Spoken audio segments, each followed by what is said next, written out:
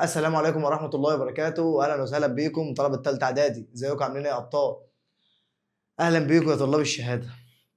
أهلا بيك في الحصة الأولى عندنا النهاردة. بنتكلم على حاجة اسمها الحركة في اتجاه واحد. بص يا معلم، عايز أسألك كده سؤال بسيط. أولا كده أنا مستر عاطف طبعا، هندرس مع بعض مادة العلوم. حصتنا النهاردة بتتكلم على حاجة اسمها الحركة في اتجاه واحد. بص يا بطل، الدرس ده يبان لك إن هو صعب بس بسيط جدا إن شاء الله. تفتكر لو أنا جيت سألتك، لو أنا قمت قايم من مكاني وطلعت اجري، طلعت اجري لحد اخر الاستوديو، تفتكر انا لما جريت كده هو مش انا اتحركت؟ طب تفتكر بقى يا معلم، انا لما جريت ورحت لحد اخر الاستوديو كده سرعتي كانت كام؟ هتقول لي يا مستر انا هعرف منين؟ انا لما رحت لاخر الاستوديو خدتها جري كده، انا سرعتي كام؟ تعرف سرعتي؟ قال لي لا يا مستر ما اعرفش سرعتك. طب تفتكر احنا عشان نعرف السرعه محتاجين ايه؟ قال لك محتاجين حاجتين مهمين جدا. وهما يا مستر الحاجتين دول هنعرفها ان شاء الله في درس النهارده. كوبايه الشاي بتاعتك او كوبايه القهوه، وظبط دماغك بقى وركز لي عشان هنبدا مع بعض النهارده بدايه قويه جدا ان شاء الله. درسنا النهارده بيتكلم عن حاجه اسمها الحركه في اتجاه واحد. نتكلم عن ايه يا مستر؟ الحركه في اتجاه واحد. اللهم علمنا ما ينفعنا وانفعنا بما علمتنا وزدنا بك علما، اللهم امين. بسم الله. بقى يا معلم ركز معايا بقى في الكلام المهم.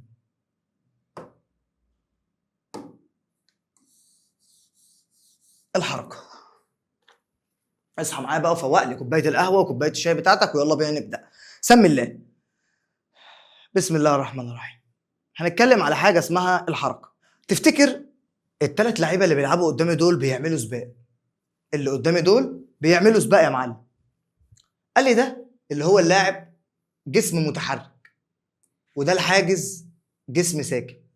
يا مستر انت ليه قلت على ده ان هو متحرك وليه قلت على ده ان هو ساكن؟ قال لي بكل بساطه انا قلت على ده ان هو متحرك وقلت على ده ان هو ساكن لان يا مستر لو انا جيت بعد الوضع ده ب10 دقايق مثلا هتلاحظ ايه؟ هتلاقي ان ده غير مكانه. انما لو انا جيت بعد 10 دقايق هلاقي ان الحاجز ده في نفس مكانه ما بيتغيرش. تاني يبقى ليه يا مستر انت قلت ان الحاجز ده جسم ساكن وقلت لي ان لعيب الكوره ده او اللعيب السباق ده جسم متحرك او لعيب الكوره؟ قال لي يا مستر بكل بساطه لان الحاجز ده لو انا جيت بعد 10 دقايق هلاقي اللاعب ده غير الموضع بتاعه، جه مثلا من هنا لهنا او خلص السباق. انما الحاجز يا مستر لو انا جيت هلاقي الحاجز في نفس مكانه. فعشان كده بنقول ان الحاجز هو جسم ساكن مكانه ما بيتغيرش. انما اللي مين مكانه بيتغير؟ اللاعب يا مستر لان هو جسم متحرك. بالظبط كده لو انا عندي اشاره مرور، قال لي اشاره مرور وفي عربيه قدامي بالمنظر ده، ايه يا عم نفترض ان دي عربيه. قال لي اشاره المرور يا مستر جسم ساكن ولا متحرك؟ قال لي يا مستر اشاره المرور جسم ساكن.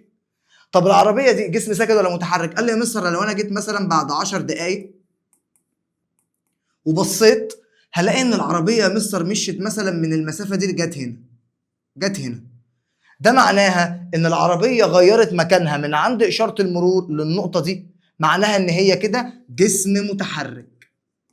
معناها ان هي ايه يا مستر؟ معناها ان هي جسم متحرك يعني غيرت الموضع بتاعها. يبقى نستنتج من هنا، نستنتج ايه يا مستر؟ قال لي هنستنتج حاجه مهمه جدا جدا.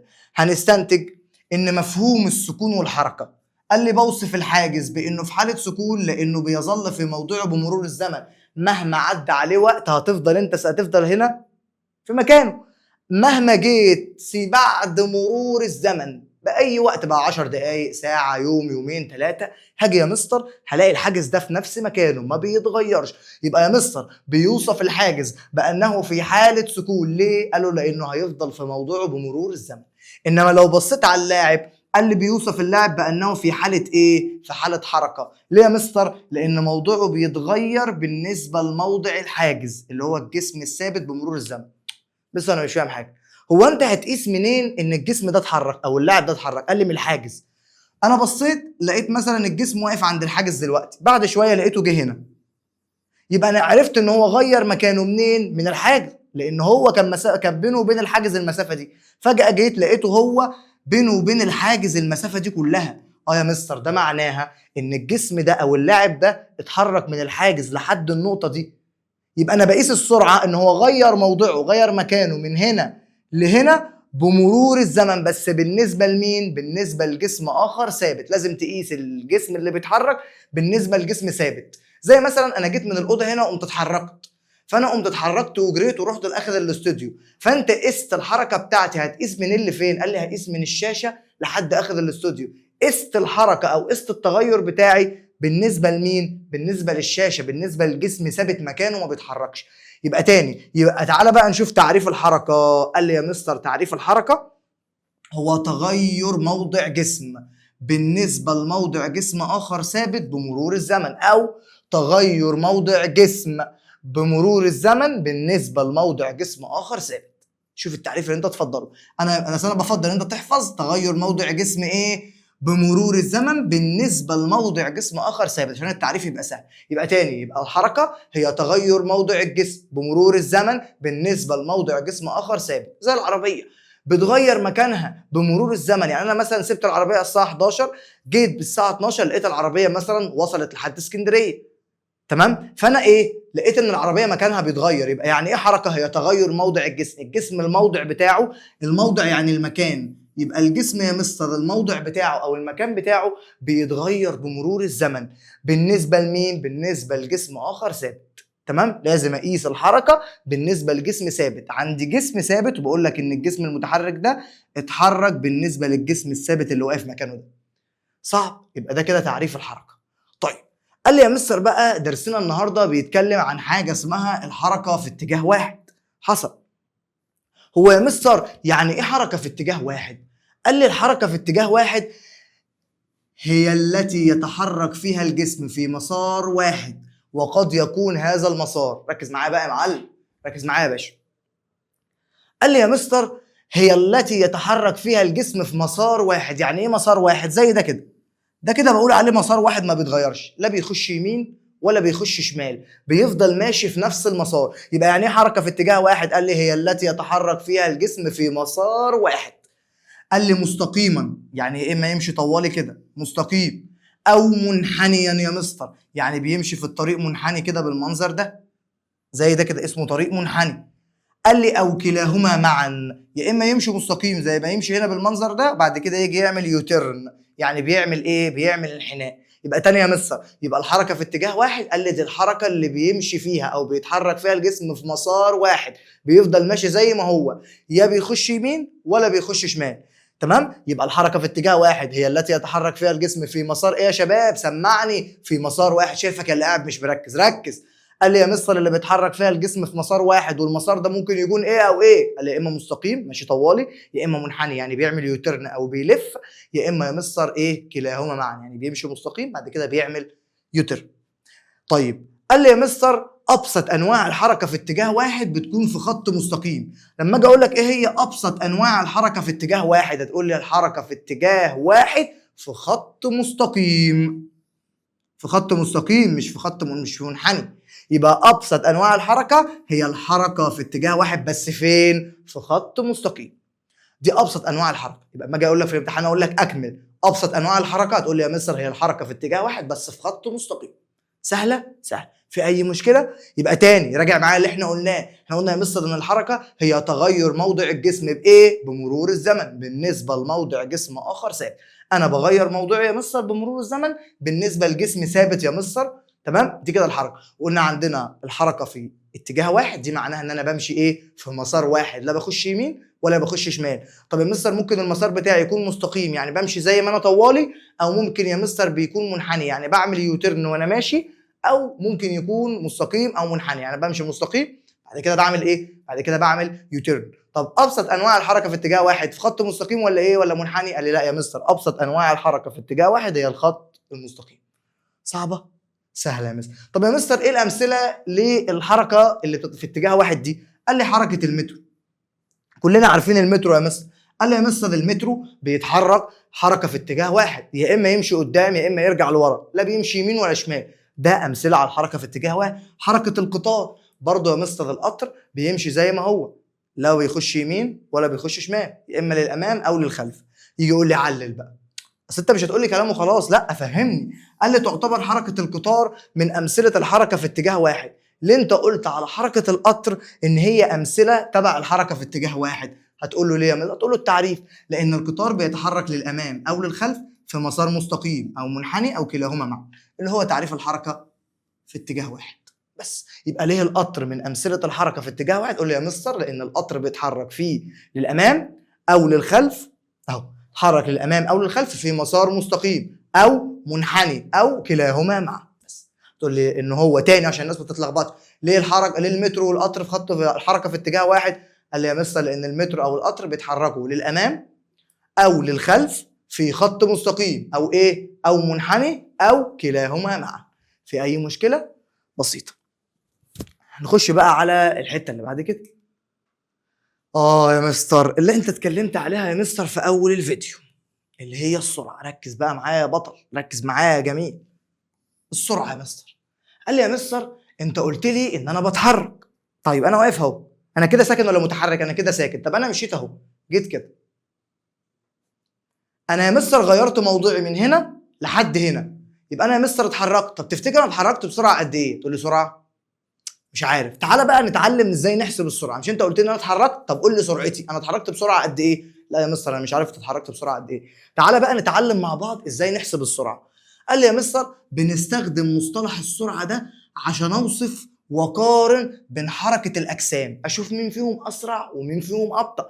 يبقى انا بستخدم السرعه ليه؟ قال لي عشان اوصف واقارن ما بين حركه الاجسام. اقول لك ده الجسم ده الف والجسم ده ب، الف اسرع من ب او ب اسرع من الف وهكذا. يبقى انا بستخدم مصطلح السرعه. ممكن يجي لي اكمل في الامتحان يقول لي انا بستخدم مصطلح السرعه ليه؟ لوصف ومقارنه ايه؟ حركه الاجسام. تعال نشوف، تعال ناخد مثال بسيط كده. بيقول لي يا مستر لو انا قدامي دلوقتي سيارتين، احداهما حمراء، واحده حمراء والثانيه زرقاء، فايهما اسرع في كل من الحالتين التاليتين؟ قال لي يا مستر تعال نشوف السيارتين دول في الحاله الاولى وفي الحاله الثانيه. قال انا عندي عربيه الاولانيه حمراء والثانيه زرقاء. ادي يا مستر العربيه الحمراء وادي العربيه الزرقاء. ركز معايا. يبقى انا يا مستر عندي عربيتين، عربيه حمراء وعربيه زرقاء. طيب بيقول لي لو تحركت السيارتين دول، الاثنين دول اتحركوا لمده 5 ثواني يا مستر. تمام، يبقى انا مظبط لهم تايمر 5 ثواني، هخليهم هما الاثنين يتحركوا 5 ثواني. قال لي السياره الحمراء في الخمس ثواني دول قطعت 100 متر، ماشي. انما السياره الزرقاء في الخمسه ثانيه دي قطعت 50 متر. ايه ده يا مستر؟ تفتكر انت كده مين اللي اسرع؟ قال لي يا مستر طبعا العربيه الحمراء اسرع. ليه قلت العربيه الحمراء؟ قال لي يا مستر لان في الخمس ثواني مشيت 100 متر لوحدها، انما دي في الخمس ثواني مشيت 50 بس، يبقى الحمراء اسرع منها. عرفت من خلال المسافه بتاعتها. يبقى تاني، يبقى انا يا مستر عرفت منين ان العربيه الحمراء اسرع من العربيه الزرقاء؟ قال العربيه الحمراء في الخمس ثواني مشيت بس 100 متر، انما العربيه الزرقاء يا مستر في الخمس ثواني مشيت 50 متر. يبقى اكيد الحمراء اسرع منها لان قطعت مسافه اكبر منها في نفس الزمن. طب ممكن اوصف حاله تانية، ممكن اقول لك السيارتين دول برضو حمراء والزرقاء هيمشوا مسافه قدرها 100 متر، هما الاثنين هيمشوا مسافه 100 متر، بس الحمراء قطعتها في زمن 5 ثواني انما الزرقاء قطعتها في زمن 10 ثواني. مين اللي اسرع؟ هتقول لي يا مستر برضو الحمراء. ليه؟ لان الحمراء يا مستر قطعت مسافه ال 100 متر، خدت ال 100 متر طيران في 5 ثواني بس، انما دي لا، خدت ال 100 متر في 10 ثواني. يبقى كده يا مستر دي الاسرع. استنتجت ايه؟ استنتجت يا مستر ان في الحاله الاولى انا عرفت السرعه من خلال المسافه، انا كنت مثبت الزمن اللي هو 5 ثواني، لقيت الاولى مشيت 100 متر والثانيه مشيت 50 متر، فقلت الحمراء كده هي اللي اسرع. الناحيه الثانيه انا كنت مثبت المسافه 100 متر، بس الحمراء خدتها في 5 ثواني انما الزرقاء خدتها في 10 ثواني. انت كده عرفت. هنجد ان بقى، ركز ركز ركز ركز، هنجد ان السياره الحمراء اسرع من السياره الزرقاء. علل، هيقول لي بقى في الحالتين، هتقول لي هنا لان دي قطعت مسافه اكبر 100 متر في نفس الزمن، دي مشيت مسافه كبيره 100 متر في نفس الزمن، انما العربيه الزرقاء لا مشيت 50 متر بس. طب هنا ليه الحمراء برضه هي الاسرع من الزرقاء؟ قال لي لان استغرقت زمن اقل اللي هو 5 ثواني فقطع نفس المسافه، قطعت ال 100 متر في 5 ثواني بس، انما الثانيه قطعت ال 100 متر في 10 ثواني، فاكيد دي مصر اسرع منها. يبقى الشاهد من الكلام هيتضح من هنا ان السرعه، او انا بوصف السرعه، وصف السرعه او اللي هي الحركه بيعتمد على عاملين اساسيين. يبقى انا عشان اقدر اقول انا سرعتي كام عايز حاجتين مهمين، واكيد دلوقتي انت قلتهم، برافو عليك يا اللي قلتهم، سامعك. المسافه يا مستر والزمن. عشان اقدر او اعرف سرعه الجسم اللي قدامي محتاج يا مستر مسافه وزمن. يبقى المسافه اللي بيقطعها الجسم اللي هي طول المسار، طول المسار اللي انا ماشيه، انا متحرك اهو، طول المسار ده قد ايه؟ هو ده المسافه اللي انا همشيها. والزمن المستغرق في قطع هذه المسافه. يبقى انا يا مستر عشان اوصف السرعه عايز المسافه اللي هيقطعها الجسم اللي هو طول المسار اللي هيمشيه، وعايز الزمن اللي هيستغرقه عشان يقطع المسافه دي. جميل. ويعتمد خارج قسمتهما، ويعرف خارج قسمتهما بالسرعه. يبقى السرعه عين بتساوي المسافه ف على الزمن. يبقى العين يا مستر اللي هي السرعه بتساوي المسافه اللي هي ف على الزمن ز. ده القانون يا مستر بتاع السرعه، ركز فيه مهم جدا. يبقى السرعه هي المسافه المقطوعه خلال وحده الزمن. يعني ايه خلال وحده الزمن؟ يعني الزمن ده يا مستر بواحد، وحده دي معناها واحد، احنا بنعبر عنها، فالاثنين دول اهو. فالمسافه المقطوعه انا ثبت الزمن، لما خليته بواحد انا ثبته. يبقى السرعه هي المسافه المقطوعه خلال وحده الزمن، او المعدل الزمني للتغير في المسافه. هو المعدل الزمني ان الزمن عمال يمشي والمسافه بتاعتي بتتغير. يبقى السرعه هي المسافه المقطوعه خلال وحده الزمن، يعني معناها ان الزمن بواحد، او هي المعدل الزمني للتغير في مين؟ للتغير في المسافه. صعبه؟ سهله يا مستر. في اي مشكله ما تقلقش، هنطبق. تحس انت مش فاهم، واول ما نيجي نطبق اوعدك ان انت تطلع من الحصه دي فاهم وحافظ كل المسائل وفاهم التركات بتاعتها. سمي الله. حته الوحدات بقى. يا لهوي يا مستر على حته الوحدات. مستر انا مش هفهم حاجه كده. تعالى بقى احنا نجيب سلايد ابيض لنفسنا، نجيب سلايد بقى ونظبط فيه الدنيا مع بعض. ركز بقى معايا في الحته دي، هشرح لك انا بقى هنا التحويلات والوحدات دي كلها مهمه. قال لي يا مستر السرعه، قال لي يا مستر السرعه ليها وحدات. قال لي تعالى يا مستر نشوف وحده المسافه الاول، وحدات المسافه، بعدين نشوف وحدات الزمن. يبقى احنا هنشوف اول حاجه وحدات المسافه، بعد كده هنشوف وحدات الزمن، بعد كده هنشوف وحدات السرعه. جميل. تعالى نركز. قال لي يا مستر المسافه بتتقاس بحاجات كتير. هنعمل ايه؟ هنعمل زي سلم كده. قال لي بتتقاس يا مستر بالكيلو متر، وبتتقاس يا مستر بالمتر، وبتتقاس بالسنتيمتر. يبقى المسافه اللي انا بمشيها، المسافه بتاعتي اللي احنا بنمشيها او بنقطعها، المسافه المقطوعه بتتقاس بثلاث حاجات، ثلاث وحدات: كيلو متر او متر او سنتيمتر. طب يا مستر انا عايز احول بين الوحدات دي، احول ازاي؟ قال لي عايز تحول من الكيلو متر للمتر. قال لي يا مستر انت هتحول منين لفين؟ هنجيب بقى قلم لونه حلو كده عشان تركز. قال لي يا مستر انا عايز احول من الكيلو متر للمتر. انت بتحول من الصغير للكبير ولا من الكبير للصغير؟ قال لي يا مستر انا ماشي زي السلم، اللي فوق الكبير واللي تحت الصغير، فكل ما بنزل بيصغر. يبقى من الكيلو للمتر يعني من الكبير للصغير بضرب يا مستر. هو الكيلو فيه قد ايه من المتر؟ قال لي فيه 1000، يبقى بضرب في 1000. طب انا عايز احول يا مستر من المتر للسنتي، من الكبير للصغير. قال لي بضرب في كام؟ المتر فيه 100 سنتي، يبقى في 100. طب انا عايز يا مستر ارجع كده، احول من السنتي للمتر، من الصغير للكبير، بقسم يا مستر. هقسم على كام؟ هقسم على 100. طب انا عايز احول من المتر للكيلو، من الصغير للكبير، بقسم. هتقسم على كام؟ هقسم على 1000. خلصت. تاني، يبقى انا يا مستر بعملها زي السلم، كيلو متر وسنتي، كيلو متر وسنتي. من الكبير للصغير دايما بضرب، من الصغير للكبير دايما بقسم. يبقى من الكيلو للمتر اضرب في 1000. طب من المتر للسنتي اضرب في 100. طب من السنتي للمتر، من الصغير للكبير، اقسم على 100. طب من المتر للكيلو اقسم على 1000. دي كده وحدات المسافه. طب وحدات الزمن، قال لي برضه هنعملها زي السلم. قال لي يا مستر وحدات الزمن بالساعه ودقيقه وثانيه. يبقى يا مستر وحدات الزمن ساعه ودقيقه وثانيه، عارفينها. يبقى من فوق الكبير وتحت الصغير. قال لي يا مستر عايز احول من الساعه للدقيقه. قال لي يا مستر من الكبير للصغير بتضرب. قال لي هي الساعه فيها كام دقيقه؟ 60، اضرب في 60. من الدقيقه للثانيه بضرب برضه في 60. طب من الصغير للكبير، من الثانيه للدقيقه، من صغير لكبير بقسم. هقسم على 60. وعايز احول من الدقيقه للساعه برضه هقسم على 60.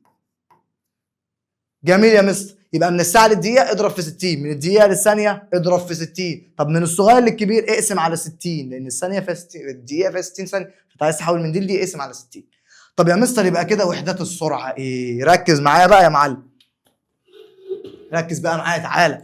قال لي يا مستر السرعه بتتقاس بالكيلو متر على الساعه او بالمتر على الثانيه. بالكيلو متر على الساعه او المتر على الثانيه. ركز يا معلم، اصحى. قال لي يا مستر انا عايز احول من الكيلو متر على الساعه للمتر على الثانيه. قال لي هتضرب في رقم ثابت اللي هو 5 على 18. طب عايز احول من المتر على الثانيه للكيلو متر على الساعه من الصغير للكبير. قال لي هتقسم على 5 على 18. واحد يقول لي يا مستر هي جت منين؟ تعالى يا معلم نعمل الحسبه بتاعتنا. يلا اللي عايز ياخد دي سكرين شوت، عايز اخدها سكرين شوت، يلا سكرين شوت، يلا التجميعه الحلوه دي. تعالى بقى نشوف يا مستر الكلام ده جه منين. تعالى نشوف يا مستر ال 5 على 18 دي جت منين؟ انت قلت لي من الكيلو متر على الساعه يا مستر للمتر على الثانيه بتعمل ايه يا معلم؟ بضرب يا مستر في 5 على 18. جت منين؟ قال لي تعالى نحول من الكيلو متر على الساعه، عايز تحول للمتر على الثانيه. صح كده ولا انا غلطان؟ صح يا مستر، اصحى معايا، شايفك اللي بتلعب، ركز في الحته دي مهمه قوي، هي اللي هنبني عليها المسائل. الكيلو متر على الساعه يا مستر للمتر على الثانيه. قال لي يا مستر هو الكيلو لو عايز تحول من الكيلو للمتر بتضرب ولا بتقسم؟ بتضرب، لان من الكبير للصغير بضرب في 1000. عايز احول من الساعه للثانيه، قال لي هضرب من الساعه الاول للدقيقه هضرب في 60. بعد كده احول من الدقيقه للثانيه هضرب في 60، يعني هتضرب في 3600. يبقى تقسم 1000 على 3600 يا مستر هيطلع معايا ب 5 على 18. فاحنا بدل ما نخليك تعمل كل الخطوات دي قلنا لك عايز تحول من كيلو متر على الساعه لمتر على الثانيه اضرب على طول في 5 على 18. طب انا يا مستر عايز احول من المتر على الثانيه للكيلو متر على الساعه، اقسم على 5 على 18. في اي مشكله يا معلم؟ مفيش اي مشكله يا مستر. تعالى بقى نشوف الكتاب، يلا اهو يا مستر الكتاب. قال لي يا مستر تختلف وحده قياس السرعه تبعا لاختلاف الوحدات المستخدمه بتاعت المسافه والزمن. المسافه يا مستر هنقدرها بوحدات، خلينا من هنا من الصغير للكبير، من السنتي للمتر والكيلو. من السنتي للمتر من الصغير للكبير اقسم على 100. طب من المتر للكيلو اقسم على 1000 اهو. طب من الكيلو يا مستر للمتر بضرب في 1000. طب من المتر للسنتي بضرب في 100. لسه شارحينها. طب يا مستر هنا الزمن، قال لي بنقدر بوحدات يا اما ساعه يا اما دقيقه يا اما ثانيه. من الساعه للدقيقه بضرب في 60 من كبير لصغير، من الدقيقه للثانيه بضرب في 60. طب عايز احول من ثانيه لدقيقه من صغير لكبير، قال لي يا مستر اقسم على 60. طب عايز احول من دقيقه لساعه اقسم برضو على 60. خلصت. تبقى السرعه كيلو متر على الساعه او متر على الثانيه. يبقى من كيلو متر على الساعه لمتر على الثانيه اضرب في 5 على 18. ده من الكبير للصغير بضرب. طب من الصغير للكبير بقسم يا مستر من المتر على الثانيه للكيلو متر على الساعه بقسم على 5 على 18. وقلت لك جت ازاي؟ كتاب الامتحان قال لك اهو للايضاح، احنا كده كده شرحناه.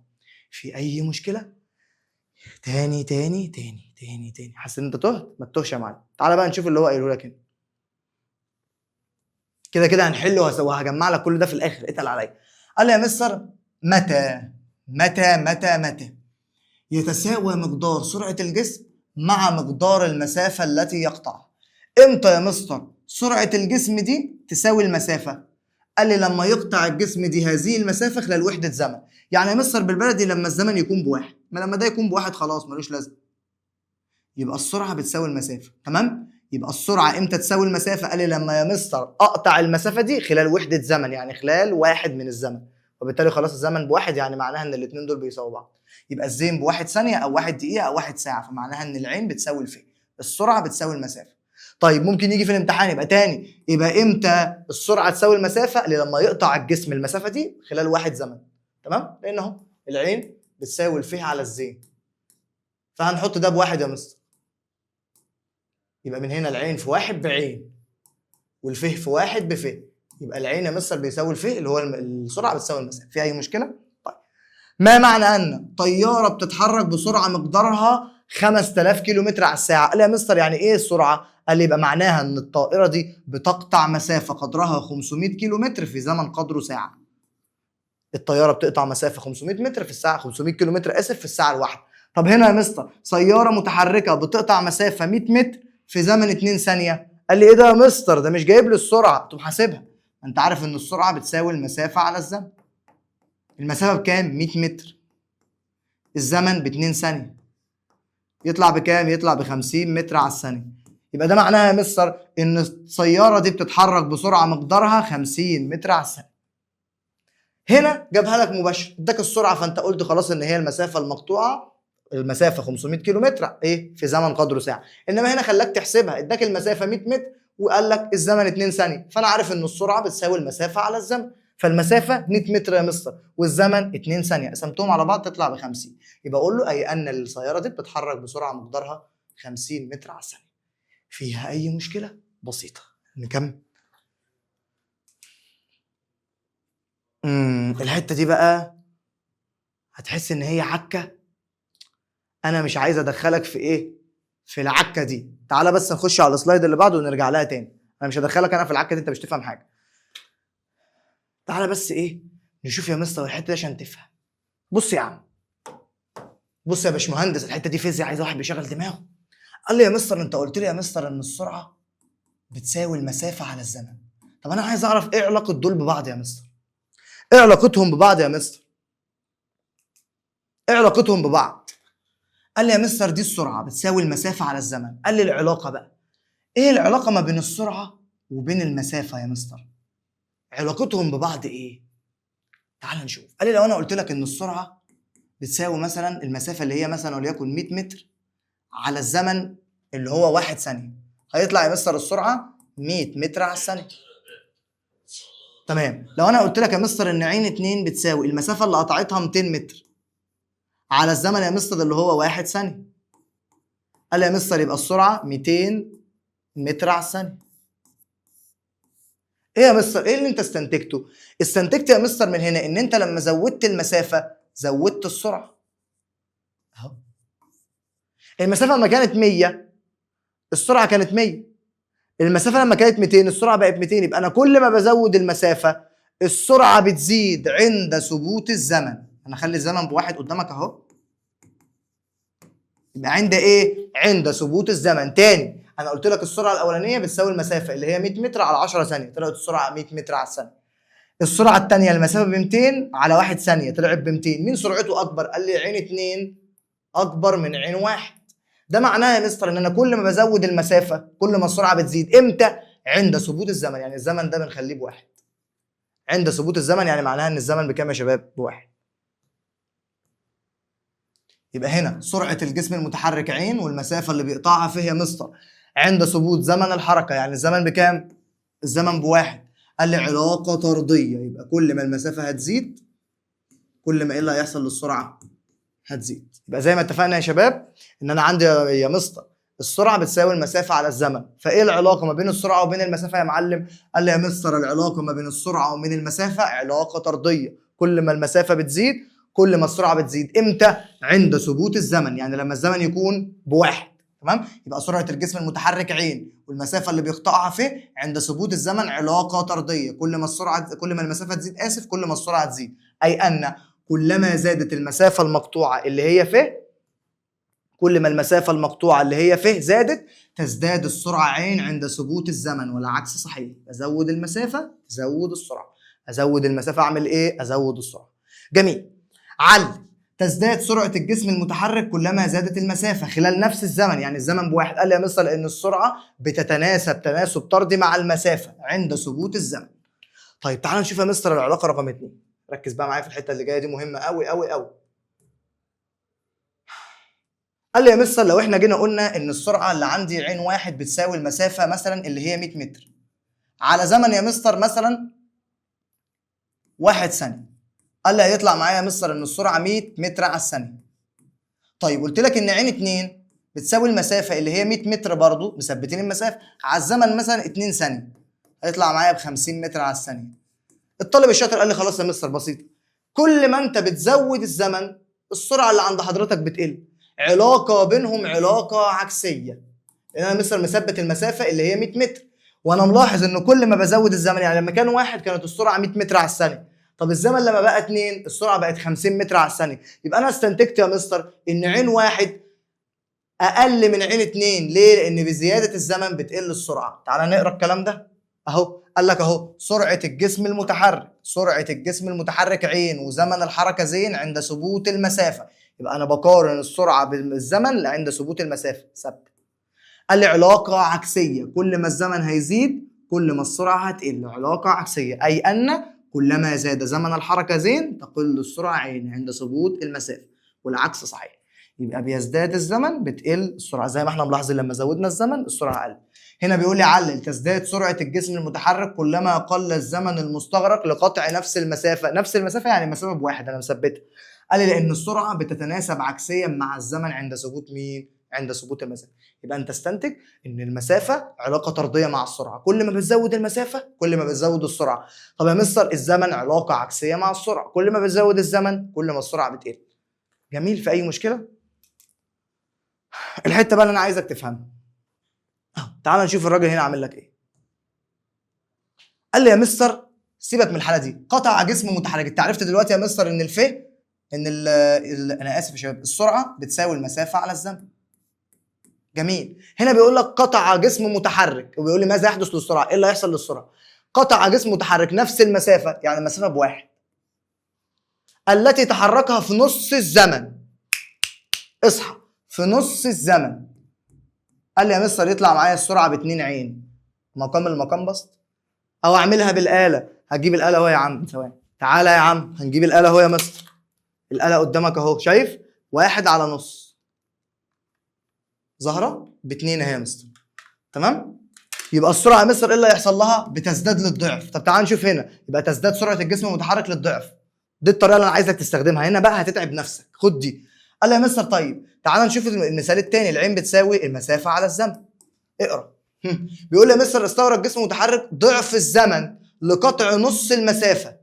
يعني يا مستر المسافه بنص، المسافه يا مستر بنص على الزمن ضعف اللي هو ب2. لو جيت حسبتها على الاله هتلاقيها ربع، يبقى عين 2 تصبح ربع عين 1، يبقى السرعه تقل للربع. وهنا يا مستر السرعه تزداد للضعف. بس هنا اما الزمن زاد السرعه قلت، هنا اما المسافه زادت السرعه زادت. بس هنا بقى مديك يا مستر هنا ارقام، مالكش دعوه بالطريقه دي، ما تستخدمهاش، طريقه صعبه جدا، الافضل ما تستخدمهاش، استخدم الطريقه دي اسهل واحده، او ممكن تستخدم دي. بيقول لك يا مستر في الحاله الاولى المسافه الاولانيه هو ممثل ارقام ان فيها 1 ب20، ركز، هو قال لي نفس المسافه فقال لي فيها 1 ب20، فيه 2 ب20 لان هو قال لي نفس المسافه. في نص الزمن، فالزمن الاول ب2 الزمن الثاني ب1، قلت لي الزمن للنص، فالسرعه هنا حسبتها مسافه على زمن، 20 على 2 طلعت ب10. هنا يا مستر عين 2 مسافه على زمن، 20 على 1 طلعت ب20. ايه ده يا مستر؟ قال لي يا مستر انا لاحظت ان السرعه زادت للضعف. تمام، ممكن اعمل الطريقه دي او ممكن اعمل الطريقه دي. قال لي يا مستر، بيقول لي يا مستر هنا استغرق جسم ضعف متحرك ضعف الزمن، فزين 1 ب1 ثانيه، زين 2 ب2 لان ضعف الزمن، لقطع نص المسافه. قال لي فيها 1 ب20 يبقى فيها 2 هتبقى نصها 10. لما جيت حسبت هنا 20 على 1 ب20، جيت حسبت هنا 10 على 2 ب5، يبقى السرعه ايه اللي حصل لها؟ قلت للربع، من 20 وصلت ل5، قلت للربع. فانا عرفت احل هنا بالطريقه دي، او ممكن تحل بالطريقه دي، او ممكن تحل بالطريقه دي.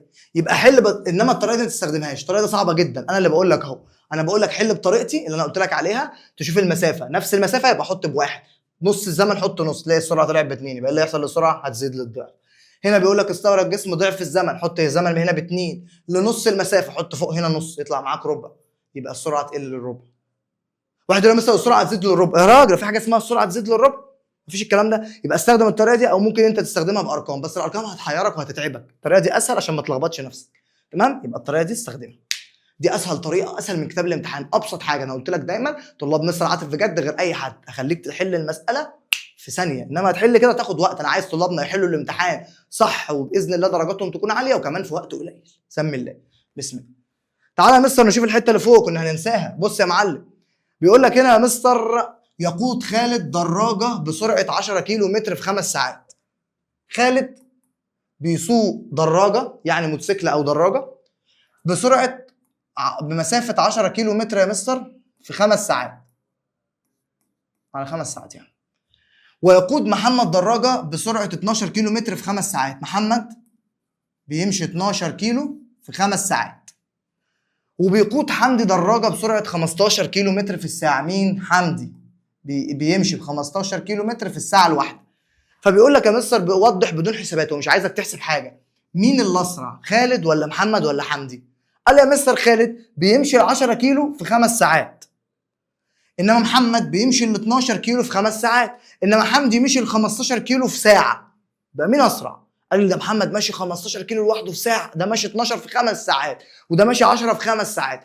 يبقى يا مستر محمد اكبر من محمد اكبر من محمد اكبر من خالد. ده مشي 15 كيلو في ساعه، ده مشي 12 كيلو في 5.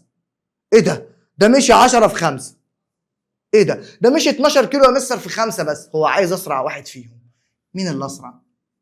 حمدي. بدون حسابات رياضيه صعبه. هو هنا بيعتمد على المسافه. لو انت جيت بصيت مين اكبر واحد، ممكن واحد تاني يقول يا مستر انا بحب امشي بالمنهج، ما بعرفش ان انا احل بدماغي كده، انا عايز منهج. مش احنا قلنا يا شباب ان السرعه علاقه طرديه مع المسافه؟ قال لي يا مستر ده مشي 10 كيلو، فالسرعه بتاعته لا، مش هتبقى السرعه بتاعته عاليه يا مستر. ده مشي 12 يبقى سرعته مش عاليه. ده مشي 15، مين اكبر مسافه؟ 15، يبقى اكيد ده اعلى سرعه، لان السرعه علاقه طرديه مع المسافه. واحد بيمشي بالقوانين يمشي، واحد تاني يقول انا بحلها بدماغي يا مستر. ده مشي 15 كيلو في ساعه بس، ده مشي 12 في 5 ساعات، ده مشي 10 في 5 ساعات، يبقى اكيد ده يا مستر اسرع واحد. ان واحد تاني يقول لا انا بحب استخدم القوانين. انت عارف ان السرعه هو مثبت لك ايه؟ مثبت لك هنا الزمن اهو. قال لي يا مستر انا عارف يا مستر ان انا بقول يا مستر ان السرعه علاقه طرديه مع المسافه، ففيهم اكبر مسافه حمدي، يبقى اسرع سرعه.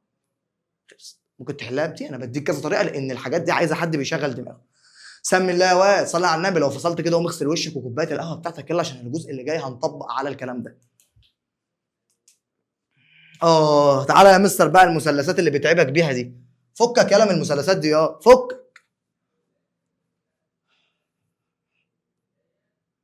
فكك يلا من المثلثات اللي هو عاملها لك دي. اعمل لك انا مثلثات برموز سهله. قال لي يا مستر احنا عارفين هنعمل مثلث واحد بس، هو كده مصعب عليك الدنيا. قال لي يا مستر انا عارف ان السرعه بتساوي المسافه على الزمن. طب انا يا مستر عايز اجيب المسافه، السرعه في الزمن. طب عايز اجيب الزمن، المسافه على السرعه. خلصت. حط بقى القانون ده قدام عينيك دلوقتي، عشان ده اللي هنستخدمه. هنجيبه دلوقتي على جنب كده اهو، عشان هنحل مسائل. ادي يا مستر القانون اهو، هنحل بيه مسائل اهو. السرعه بتساوي المسافه على الزمن. كتاب الامتحان بقى قدامك، وهات لي الجزء اللي احنا هنحل عليه دلوقتي. يلا يلا يا معلم، ركز. هنحل كام مثال دلوقتي عشان نطبق بقى على الباقي. ركز. بيقول لي يا مستر هنا ويمكن حساب كل من السرعه. عامل لك 3 مثلثات. سيبك، انا قلت لك المثلث ده هو اللي اشتغل عليه. مثلثنا فين احنا؟ مثلثنا يا مستر ان السرعه بتساوي المسافه على الزمن. سيب المثلث ده، مالكش دعوه بمثلثات كتاب الامتحان دي، فكك منها. فكك منها، خلينا احنا في مثلثنا اللي احنا قلنا عليه. ما تتعبش نفسك. سياره تعمل بالطاقه الشمسيه، تقطع مسافه قدرها 100 متر. اقف. المسافه يا مستر ب 100 متر. جميل. في 4 ثواني، يعني الزمن يا مستر ب4 ثانيه. قال لي ما سرعه هذه السياره؟ ركز. قال لي يا مستر السرعه بتساوي المسافه على الزمن. من الجدول السرعه بتساوي المسافه على الزمن. المسافه كام يا مستر؟ تعالى من هنا. السرعه بتساوي المسافه على الزمن. المسافه يا مستر ب 100 متر والزمن ب4 ثواني. الوحدات دول شبه بعض؟ يا مستر. يوم ما تطلع السرعه هتقول لي 100 متر على الثانيه. انا اسف يا شباب، 25 متر على الثانيه. يبقى الوحده دي متكافئه مع دي، يعني ينفع المسافه دي متفقه مع الزمن. يعني ايه متفقه؟ يعني الاثنين شبه بعض. يعني لو دي كيلو ودي ثانيه، ما ينفعش اقول كيلو متر على الثانيه. لا، لو دي كانت كيلو كنت هحولها للمتر. قال لي لا يا مستر هي كده الوحده مظبوطه، متر على الثانيه. يبقى السرعه ب 25 متر على الثانيه. عملت ايه؟ بصيت على الجدول وجبت المسافه قسمتها على الزمن. تعال نشوف السؤال اللي بعده. جدولنا يا مستر. فين جدولك يا قلب المستر؟ قال لي يا مستر الجدول بتاعنا اهو، دايما لا غنى عنه. الجدول اهو. السرعه بتساوي المسافه على الزمن. تعال نقرا سؤالنا، والاله الحاسبه في ايدينا اهي. تعال. قال لي يا مستر تتحرك سلحفاه بسرعه 2 سنتيمتر على الدقيقه. يعني السرعه ب 2 سنتيمتر على الدقيقه. ماشي. لمده 10 دقائق يا مستر، يعني الزمن ب 10 دقائق. ما المسافه اللي قطعتها السلحفاه؟ ابص المسافه اللي مديها لي هنا كلها بالسنتي، يبقى مش هحول حاجه. يبقى يا مستر المسافه من قانون الجدول، المسافه بتساوي ايه؟ السرعه في الزمن. السرعه ب 2 سم في الزمن ب 10، يطلع ب 20 سم يا مستر. يبقى الاجابه 20 سنتيمتر، اللي هي الاجابه د. صعبه؟ سهله قوي يا مستر، سهله قوي. بجدولنا هتحل كل حاجه يا باشا. يا مستر فين الجدول؟ اهو الجدول بتاعنا اللي بنحل بيه. السرعه بتساوي المسافه يا مستر على الزمن. يلا يا معلم. بيقول لي يا مستر ما الزمن الذي تستغرقه سياره تتحرك بسرعه 28 متر على الثانيه؟ ايه السرعه؟ 28 متر على الثانيه يا مستر، لقطع مسافه قدرها 1008 متر. المسافه ب 1008 متر. الوحدات زي بعض، متر على الثانيه يا مستر، خلاص والوحده هنا بالثانيه يبقى زي بعض زي الفل. عايز الزمن، مش عارف يا مستر القانون، ارجع للمثلث. الزمن يا مستر بيساوي المسافه على السرعه، يبقى الزمن بيساوي المسافه على مين؟ اللي هي ف على السرعه اللي هي ع. مسافه 1008 على السرعه بكام؟ ب 28. بالاله الحاسبه يا مستر 1008 على 28، 1008 على 28 يا مستر، 1008 يا مستر على كام؟ على 28. يطلع معايا الإجابة يا مستر 36 ثانية. فيها أي مشكلة؟ الجدول دايما قدامنا والأسئلة قدامنا. تعالى بقى يا معلمنا نشوف المسائل اللي بعد كده. خلي الجدول قدامك، افتح بقى كتاب الامتحان دلوقتي هتلاقي فيه مسائل. بص ركز معايا اهو، المسائل اهو، مسائل اهي، مسائل. تمام؟ دي شويه مسائل، فكك بقى من اللي مكتوب ده وتعالى احنا بقى في السلايد بتاعنا اللي احنا قلنا عليه. ركز، نعمل جدولنا اهو يا مستر. جدولنا يا مستر على هامش كده على جنب. قال لي يا مستر انا عارف ان السرعه بتساوي المسافه على الزمن. تمام. يلا يا معلم بقى افتح لي كتاب الامتحان قدامك وبص في المساله. المساله هتلاقي مثال 2 يا شباب، مثال 2 صفحه 15. يلا مثال 2 صفحه 15. الله اكبر الله اعظم. الاذان يا شباب، سوري. الله اكبر الله اعظم. طب يا شباب مثال 2 بيقول لي تحركت طائره من مطار احد المحافظات. انت الكتاب قدامك مالكش دعوه بيا، الكتاب قدامك. يبقى تحركت طائره من مطار احد المحافظات وقطعت مسافه قدرها 846 كيلو متر. المسافه يا مستر 846 كيلو متر. ماشي، خلال 1 ساعه، يعني الزمن يا مستر ساعه. لتصل إلى مطار القاهرة، احسب السرعة اللي اتحركت بها الطيارة. رقم 1 بالكيلو متر على الساعة، وتاني حاجة بالمتر على الثانية. شكرا شكرا يا معلمي. بس اقف. هو يا مستر بيقول لي طيارة خدت أنا المسافة 846 كيلو متر والزمن 1 ساعة، المسافات زي ما هي يا مستر كيلو متر على الساعة. هو عايز أول حاجة بالكيلو متر على الساعة. السرعة بتساوي إيه يا معلمي؟ من القانون المسافة على الزمن، يبقى المسافة يا مستر على الزمن. المسافة بكام؟ 846 على الزمن 1 ساعة، يبقى يا مستر تطلع ب 846 كام؟ كام يا باشا؟ كيلو متر على الساعة. طيب هو عايز السرعة التانية بس بالمين؟ بالمتر على الثانية. تعمل ايه يا باشا؟ سامعك يا اللي جاوبت، الله ينور عليك والله برافو عليك. قال لي يا مستر هاخد ال 846 هتحولها ازاي؟ قال لي يا مستر انا عارف ان بحول من الكيلو متر على الساعة للمتر على الثانية، انت لسه قايل لي في 5 على 18، يبقى هضرب دي في 5 على 18 تطلع بكام؟ 846 يا مستر في 5 على 18 تطلع معايا يا مستر ب 235 متر على الثانية. يطلع معايا بكام؟ ب 235 متر على الثانية. تعال نشوف إجابتنا 846 و 235. ده المثال رقم 1. ده المثال رقم 1. تعال نشوف المثال رقم كام؟ رقم 3. يسافر ماجد بسيارة. ماجد يا مستر، ماجد بيمشي بسيارة سرعتها 50 كيلو متر في الساعة. ماجد ماشي بسيارة سرعتها 50 كيلو متر على الساعة. بينما تسافر ليلى ماشية بعربية سرعتها 22 متر على الثانية. 22 متر على الثانية. بيقول لي بعد كده وضح بالحسابات أي السيارتين أسرع. مين فيهم أسرع من مين؟ ده أول حاجة، أيهما أسرع. تاني مطلوب يا مستر بيقول لي احسب الفرق في المسافة. الفرق في المسافة. ركز يا معلم، ركز يا باشا. يبقى هو أول حاجة عايز مين اللي فيهم أسرع من مين والفرق في المسافة. طب يا ريس وأنا عشان أجي أشتغل في الحتة دي، قال لي يا مستر أنا عايز أعرف مين أسرع، بس بصيت لقيت سرعته بكيلو متر على الساعة ودي سرعتها بمتر على الثانية. طب تعالى نشوف المطلوب الثاني. قال لك أنا عايز الفرق في المسافة مقدرا بوحدة الكيلو متر. عايز المسافة بس بوحدة الكيلو. واحد يقول لي يا مستر خلاص يبقى أنا هحول ليلى للكيلو. قال لي يبقى سرعة ماجد 50 كيلو متر على الساعة. طب ليلى؟ قال لي سرعة ليلى يا مستر ب 22 متر على الثانية. طب عشان احول من المتر على الثانية للكيلو من الصغير للكبير هضرب ولا هقسم؟ جدع يا واد. هقسم يا مستر على 5 على 18. تطلع معايا على طول الإجابة بكام؟ الإجابة تطلع يا مستر معايا على طول الإجابة ب 79.2 كيلو متر على الساعة. يبقى مين أسرع من مين؟ ليلى أسرع ولا ماجد؟ ليلى يا مستر أسرع من ماجد. يبقى ليلى أسرع من ماجد. ليلى أسرع من مين؟ ليلى يا مستر أسرع من ماجد. طيب هنا عايز الفرق في المسافة، تعال نحسب المسافة. قال لي المسافة يا مستر بتاعت ماجد، الجدول المسافة بتساوي السرعة في الزمن، يبقى السرعة في الزمن. سرعة ماجد 50 كيلو متر. ايه ده يا مستر؟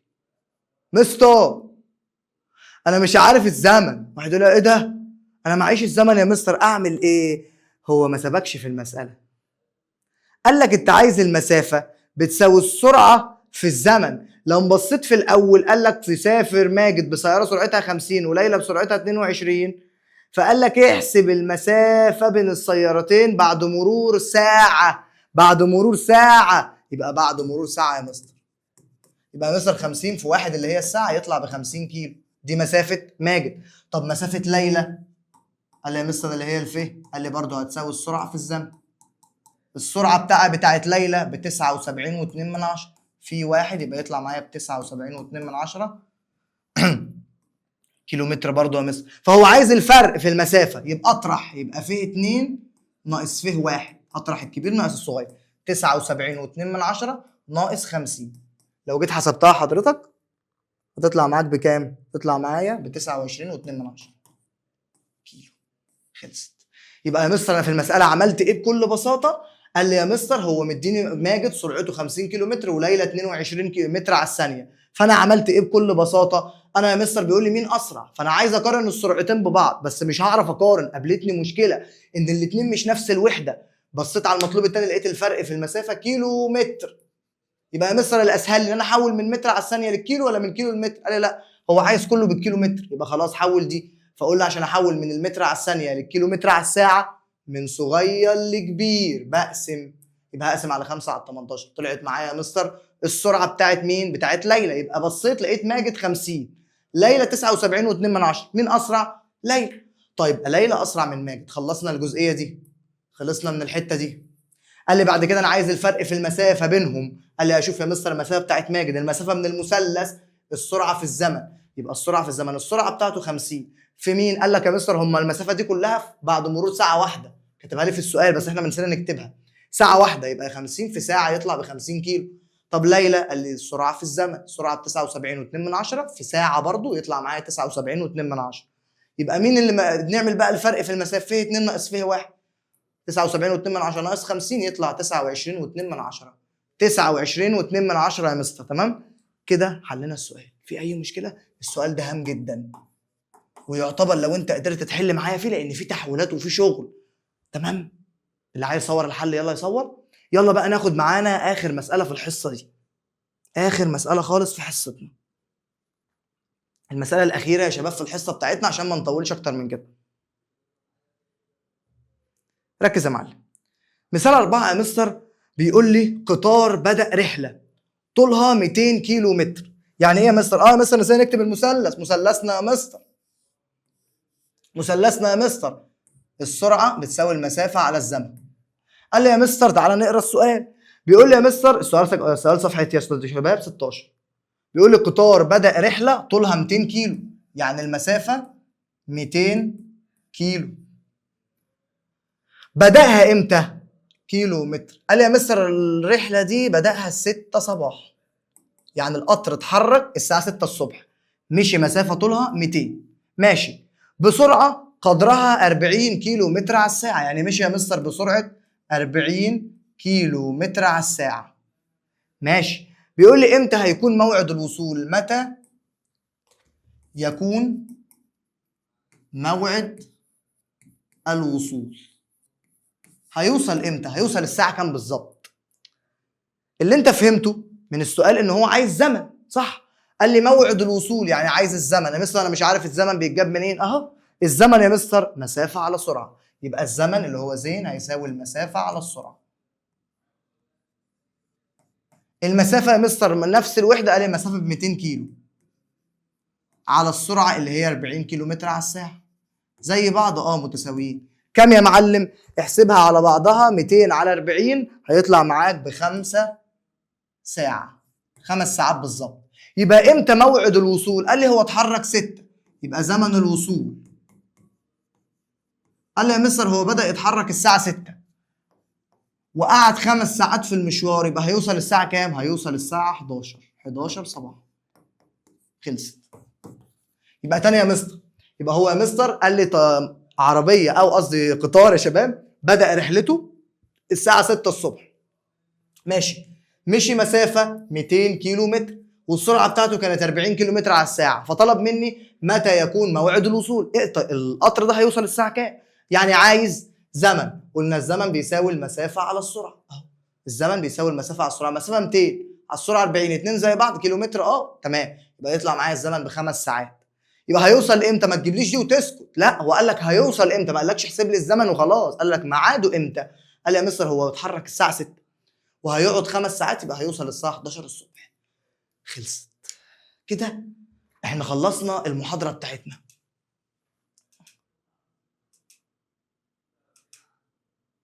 خلصت محاضرتنا اهو يا شباب. يبقى كده هيكون موعد الوصول الساعة 11:10. ده آخر سؤال يا شباب عندنا. تعالى بقى لآخر حاجة في محاضرتنا النهاردة، أديك الزتونة. ركز بقى معايا.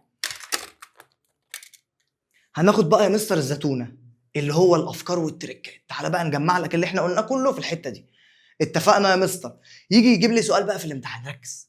المسافة بتساوي السرعه في الزمن. واحد يقول لي انا مستر انا هتلخبط. بص لو انا جيت كتبت لك بالطريقه اللي موجوده في الكتاب مش هتعرف. بص سامعك اللي بتقول يا مستر لا بلاش الطريقه دي، خلينا في طريقتنا. الناس معانا اهي. تعال خلينا في الطريقه بتاعتنا. قلنا يا مستر اول حاجه الجدول بتاعي اللي انا هحتاجه اللي هو يا مستر السرعه بتساوي المسافه على الزمن. تمام، في اي مشكله؟ ده يا مستر القانون وبنقدر نجيب منه اي حاجه.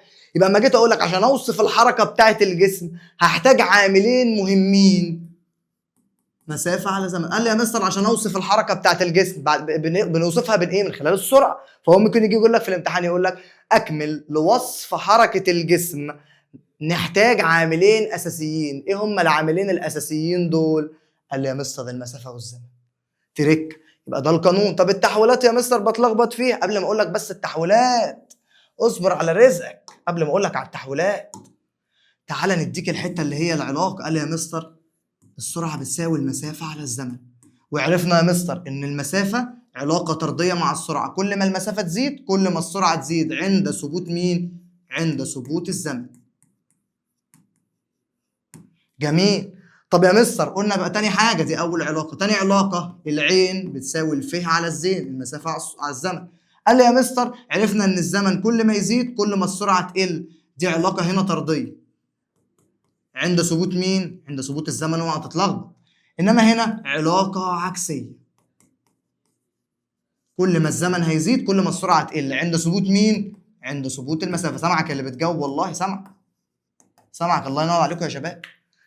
في اي مشكله في الحته دي؟ يبقى اهو لوصف حركه الجسم نحتاج عاملين اساسيين. هما مين ومين يا معلم؟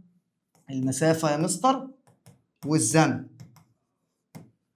اجي اقول لك سؤال كمان، ابسط انواع الحركه في اتجاه واحد. تقول لي الحركه في اتجاه واحد بس في خط مستقيم. شغل دي. تعالى يا مستر التحويلات نعمل لك سلايد ليها عشان تذاكر. التحويلات يا مستر، قال لي التحويلات يا مستر بتاعه المسافه. قال لي بنعمل السلم بتاعنا اهو يا مستر، سلمنا الجميل من كيلو متر لمتر لسنتي. من الكيلو للمتر بضرب في 1000. طب من المتر خلينا نغير من المتر للسنتي بضرب في 100. طب من الصغير للكبير بنقسم، هنقسم هنا على 100 يا مستر وهنقسم هنا على 1000. طيب يا مستر بتاعت المسافة. تعال نشوف يا مستر الزمن. بص كذا لون اهو، كذا لون عشان ايه؟ نحط لك بقى ايه هايلايت كده عشان تركز في الحتة دي.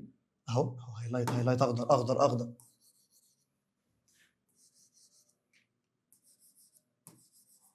اهو مظبط لك الدنيا اهو، ملخص جامد اهو. ركز بقى. خلينا يا مستر في اللون ده جميل قوي. بقى مستر الزمن نعمل السلم بتاعنا ادي السلم ونمسح بس الحته دي. بنعمل السلم بتاعنا يا شباب اهو، ساعه، دقيقه، ثانيه. يبقى من الساعه للدقيقه، من الكبير للصغير بضرب في 60، وهنا برضو بضرب في 60، هنا بقسم على 60، وهنا بقسم على 60. اخر حته بقى يلا، السرعه قلنا بتقاس بوحده الكيلو متر على الساعه، عايز احولها للمتر على الثانيه، بعمل ايه؟ قال لي يا مستر من الكبير للصغير بضرب في 5 على 18، العكس اقسم على 5 على 18. تمام يا شباب؟ يلا بقى اللي عايز اخدها سكرين شوت. تمام يا شباب، خدها بقى سكرين شوت عشان دي بتلخص لك اللعبكه اللي موجوده في الكتاب. تمام؟ وكده يا شباب دي كانت الحصه بتاعتنا النهارده، يا رب تكون استفدت وفهمت الافكار والتريكات. نستناك في حصه تانية عاش يا وحش لو انت وصلت للحته دي. ان شاء الله المره الجايه نحل برضو كل الافكار والتريكات، وما تنساش ان طلاب مصر عاطف بجد غير اي حد. والسلام عليكم.